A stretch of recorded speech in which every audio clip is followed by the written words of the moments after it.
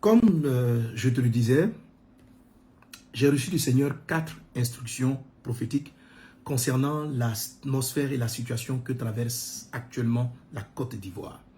Mais une fois de plus, avant de te les donner, je t'invite et je te confirme que demain, par la grâce de Dieu, à 7 h, on aura la matinale du miracle à l'église Vazonneur Centre Kodèche. C'est un temps de prière pour les malades, un temps de prière pour ta délivrance. Si tu as besoin de délivrance, ne manque pas ce moment. Et aussi un temps de déblocage par rapport à toute situation sociale, professionnelle ou dans tout domaine marital qui peuvent être coincés. Ne manque pas ce culte. Sans oublier aussi nos 3 cultes du dimanche à partir de 7 h. Nos 3 cultes à partir du dimanche. Et le tout dernier culte, il est multilingue. We speak in English and different languages of this nation. Alors, vous êtes tous invités à ces différents cultes. Alors, revenons à notre sujet. La première instruction que j'ai reçue est une instruction de remerciement.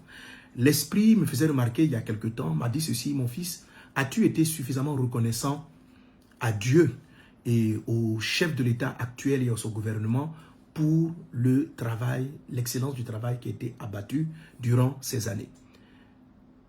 J'ai observé, en effet, au niveau de notre culte, de nos églises, on a, dans nos temps de jeûne et de prière, pris le temps de remercier le Seigneur pour tout le développement qu'a connu la Côte d'Ivoire. Mais je me suis rendu compte que je ne l'ai pas fait suffisamment. Je n'avais pas fait de vidéo où je disais vraiment merci.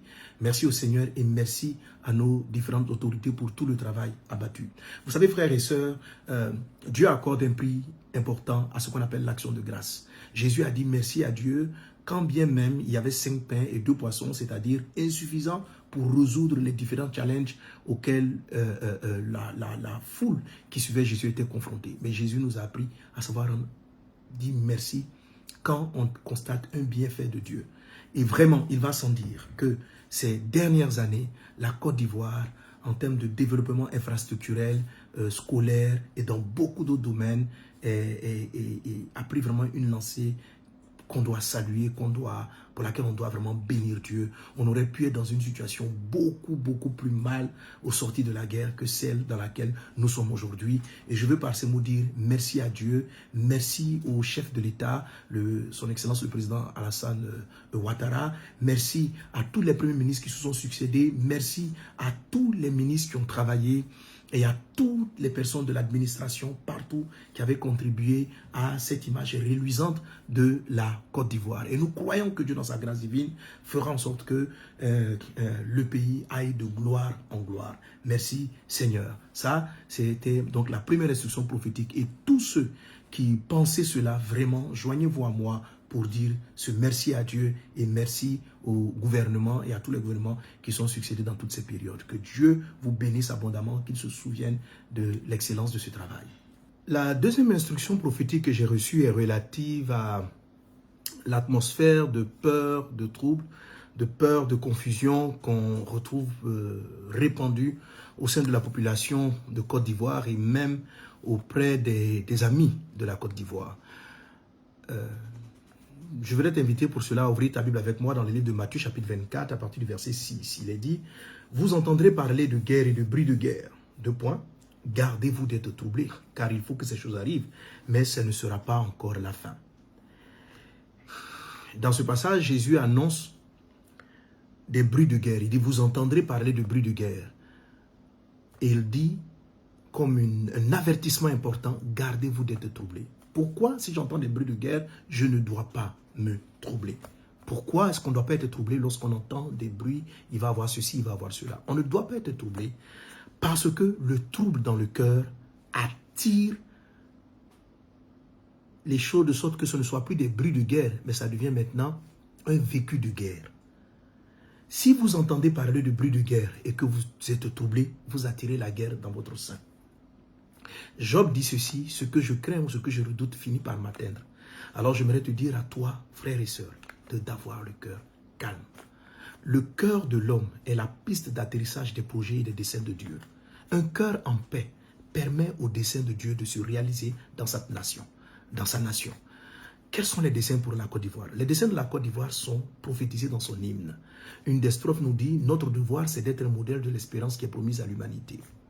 La Côte d'Ivoire a un dessein de bénédiction pour toute l'humanité et cela va s'accomplir quelle que soit la tempête, le vent qui va se lever. Jésus a dit aux disciples: allons de l'autre bord. Il a dit aux disciples: pourquoi vous êtes inquiet de voir la mer déchaînée? Rien ne s'accomplira qu'en dehors du dessein de Dieu. Mais nous devons faire en sorte que nous soyons cette génération.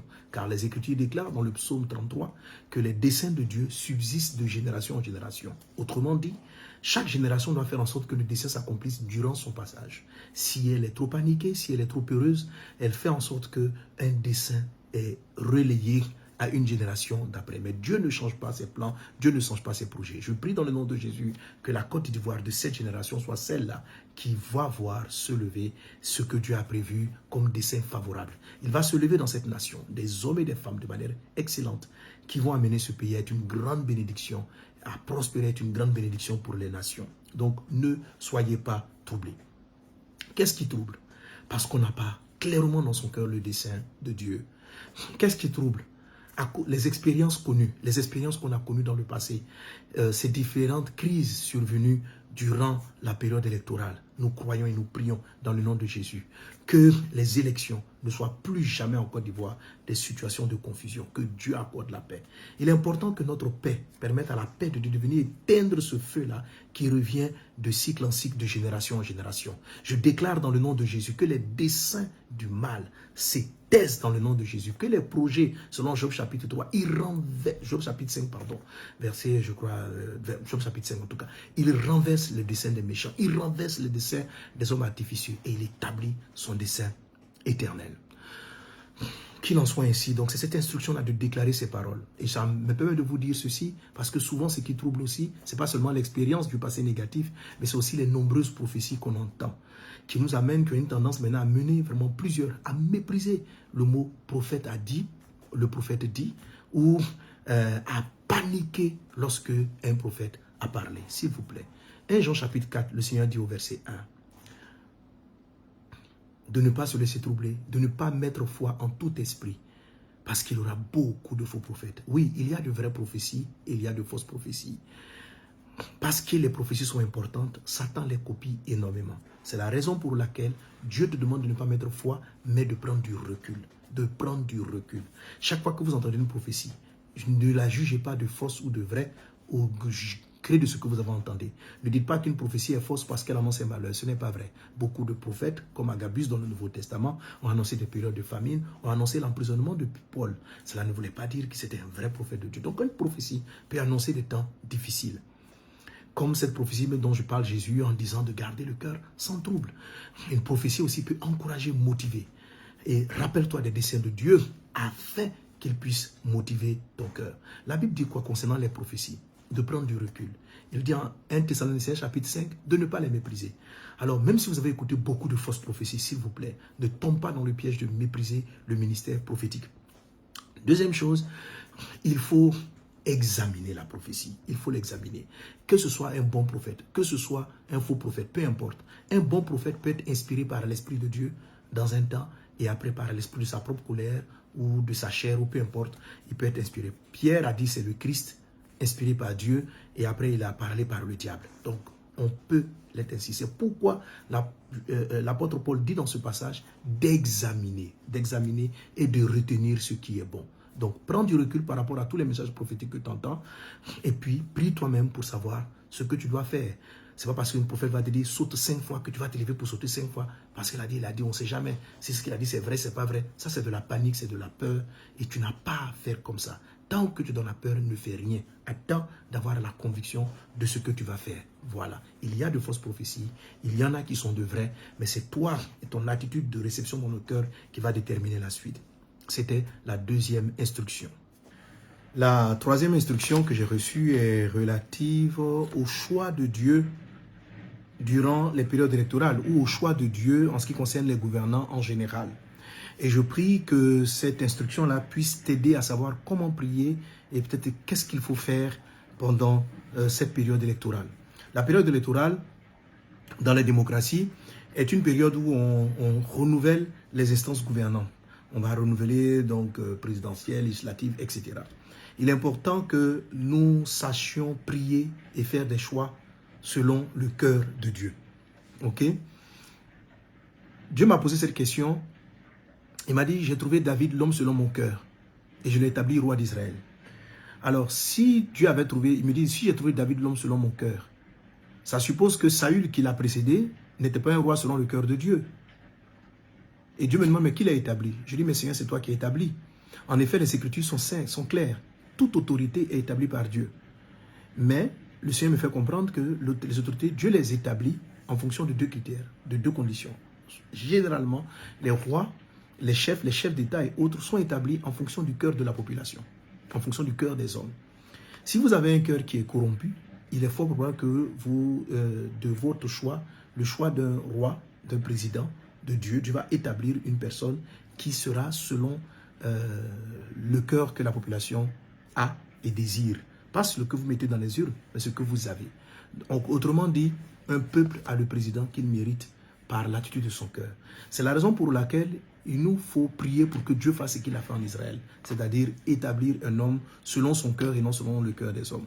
Donc, pendant que vous partez voter ou ne votez pas, quel que soit ce que vous allez faire, priez et demandez à Dieu, donne-nous un roi, donne-nous des chefs, donne-nous, pas seulement le chef, mais tous ceux qui sont amenés à conduire le pays, quel que soit le secteur dans lequel ils vont se trouver, que Dieu établisse des hommes et des femmes selon son cœur. Tout chef d'État a besoin de collaborateurs sérieux, honnêtes, intègres pour pouvoir arriver à atteindre ses objectifs. Que cela soit donc ta prière. Donc en posant, en faisant tes choix, en décidant, élève la voix vers Dieu et demande à Dieu, établis quelqu'un selon notre cœur, selon ton cœur, pardon. Ne regarde pas à nos cœurs parce que nos cœurs ont trop de défaillances, ils sont faux, ils sont corrompus, on fait des mauvais choix, on prend des mauvaises décisions. Établis un roi selon ton cœur. Si cela va entraîner le renouvellement des institutions du gouvernement actuel, que le nom du Seigneur soit béni. Si dans cette prière, Dieu l'exauce en suscitant quelqu'un ou quelque chose de nouveau, d'inattendu, Dieu en est capable, que son nom soit béni. Voilà donc cette troisième instruction, pardon. Prions que Dieu choisisse, établisse des personnes selon son cœur. Si cette prière est entendue, ce n'est pas les décisions des hommes qui va prévaloir, mais celle du ciel, celle selon le dessein de Dieu. Amen. La quatrième et dernière instruction que j'ai reçue est une mise en garde avec pour but d'amener à l'humilité et à la repentance. Donc la quatrième instruction est une instruction de mise en garde. De mise en garde, qu'est-ce que j'ai vu? Non, là, cette fois-ci, je n'ai pas vu, j'ai entendu. Qu'est-ce que j'ai entendu? C'est que la période de la rétribution, une période de rétribution est arrivée. Il y en a eu d'autres qui sont passés, mais une période de rétribution va sonner sur plusieurs acteurs ici en Côte d'Ivoire. Et cette période de rétribution commence incessamment dans les jours, les semaines, les mois qui arrivent. Une période de rétribution. Alors, c'est quoi une période de rétribution? Dieu dit ceci, à lui la vengeance, à lui la rétribution. Il rétribue les hommes pour leurs œuvres au dernier jugement. Mais s'il appelle le dernier jugement, c'est qu'il y a des jugements qui le précèdent. Alors, dans les jugements qui le précèdent, ils se produisent par des personnes qui ont offensé, blessé, détruit, qui peut-être tout allait bien pendant un moment donné, vont se retrouver dans le feu d'un jugement terrible pour être rétribués pour les mauvais actes qu'ils ont commis. Mais la bonne nouvelle, c'est qu'en Christ, la Bible dit, la miséricorde, le pardon triomphe du jugement. Mon but, c'est d'amener à cette mise en garde, amener à l'humilité, à la repentance et à demander pardon à autrui. Et cette mise en garde s'adresse donc particulièrement à nos autorités et à toutes les personnes qui sont élevées en dignité depuis les chefs du village et puis un peu partout pour que la Côte d'Ivoire entre effectivement dans une période, je dirais peut-être pas de réconciliation, peut-être réconciliation, peut-être on est réconcilié, je ne sais pas, mais de pardon mutuel. De pardon mutuel. Je dirais donc une période de pardon mutuel. Donc quel que soit celui qui sera donc au pouvoir après, je vous prie par les compassions de Christ d'entrer dans une période de pardon mutuel et de miséricorde mutuelle pour que cette période de rétribution-là ne vienne pas nous surprendre. Je vais vous donner un exemple d'une personne qui actuellement est dans le feu de sa rétribution. Je veux parler du président Nicolas Sarkozy. Aujourd'hui, lui, ses avocats et ses proches dénoncent ce qui s'est passé, qu'il faut qu'aujourd'hui il est enfermé. Et cela peut paraître injuste d'être enfermé pour de telles causes, pour association de malfaiteurs, selon ce qui est dit. J'en profite donc pour parler donc à ce chef d'État que, Monsieur le Président, vous êtes dans une période qu'on appelle la rétribution. La rétribution, et vous êtes condamné pour une chose que vous estimez injuste parce que vous-même, vous avez condamné des personnes pour des causes injustes. Donc, votre rétribution n'allait pas être là, être en prison pour une bonne cause, pour une cause juste, mais pour une cause injuste. Parce que par votre action, par votre intervention, des chefs d'État ont été injustement tués. Ils ont été injustement tués. Un chef d'État, je peux parler du président Kadhafi qui a été tué. Et cet assassinat, ou à l'issue de la guerre, en tout cas ce qui s'est produit, a créé beaucoup de larmes en Afrique par de nombreuses morts, par de personnes, parce que la Libye étant ouverte, maintenant n'a plus de protection, le nombre de personnes qui traversaient par la Libye a augmenté et c'est des milliers de personnes dans les eaux mortes à cause d'un désordre qui a été créé par une injustice dans laquelle vous avez été un des acteurs. Si vous entendez ce message, il faut simplement demander pardon et vous allez voir que Dieu fait grâce. Par vos actions, des personnes ont été emprisonnées. Près de 10 ans, sinon 10 ans, à l'issue desquels on a dit non, qu'il n'y a aucune charge retenue contre elles. C'était donc 10 ans injuste. C'était donc injuste. Quand le temps de l'attribution arrive, tous ceux qui ont contribué à cela vont aussi prendre un coup. Et la même période de rétribution est maintenant sur la Côte d'Ivoire et sur les acteurs des crises qu'ont traversé la Côte d'Ivoire. Dans cette période, certains ont été offensés, d'autres ont été des offenseurs. Que tous ceux qui ont posé un acte offensant, blessant, à commencer depuis l'instant même les causes pour lesquelles les gens ont pris les armes. Ils disent qu'ils ont pris les armes parce qu'ils subissaient des injustices dues à leur patronyme, dues à leur nom, et ça les a contraints à prendre des armes. Alors, si à un moment donné, certains peuples en Côte d'Ivoire se sont sentis offensés par l'attitude d'autres peuples, que les offenseurs de cette époque demandent pardon, parce que c'est une période de rétribution dans laquelle on va arriver. En prenant les armes, des vies ont été perdues, la confusion était dans le pays et des offenses encore ont été commises. Même si pour vous ça a fait une justice ou quoi, beaucoup sont blessés. Demandez pardon, demandez pardon, demandez pardon.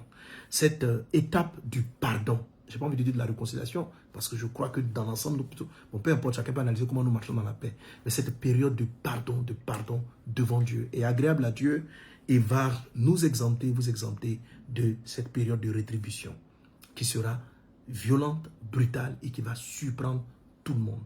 Ceux qui se croyaient intouchables, qui se croyaient en haut, se verront subitement en bas sans comprendre comment cela est arrivé. C'est la première fois, pour revenir sur la France, qu'un président français séjourne en prison. Ça s'appelle une rétribution de la justice de Dieu.